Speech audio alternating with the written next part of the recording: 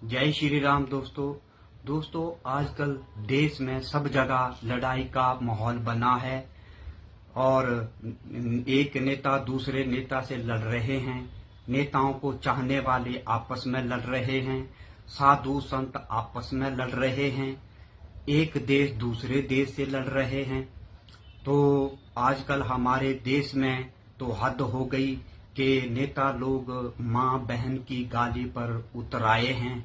तो दोस्तों मैं ये कहना चाहता हूँ कि माँ को कभी भी भूलकर भी गाली नहीं देनी चाहिए, क्योंकि दोस्तों माँ भगवान नहीं है, माँ तो भगवान से भी ऊपर है, माँ भगवान से भी परे है, माँ का दर्जा भगवान से ऊपर है।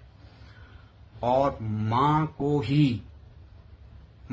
को ऐसा कर्म नहीं करना पड़ेगा कि वह भगवान बने, क्योंकि वह पहले से ही भगवान से ऊपर है।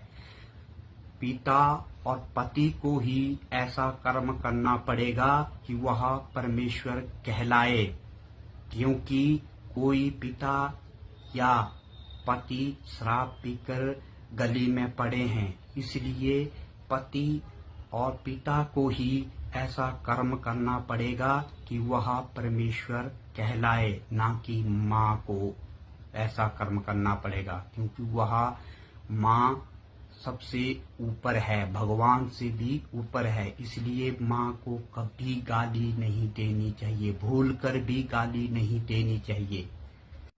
और मैं यही भी कहूँगा कि शूर्पणखा कभी माँ नहीं होती, ताड़का कभी माँ नहीं होती और पूतना कभी माँ नहीं होती।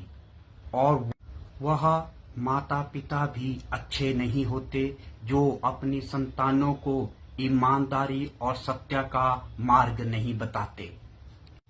सत्य और ईमानदारी का रास्ता ही राम तक जाता है। तो दोस्तों मैं यह भी कहना चाहता हूँ, जो खासकर हिमाचली दोस्तों को, क्योंकि हमारे में यह भी ज्यादातर आदत है या गलत आदत है, जो हम बात बात पर एक हेल्पिंग वर्ब लगाते हैं, वो गाली का हेल्पिंग वर्ब लगाते हैं। हमें इसको भी भुलाना चाहिए और यह भी नहीं बोलना चाहिए।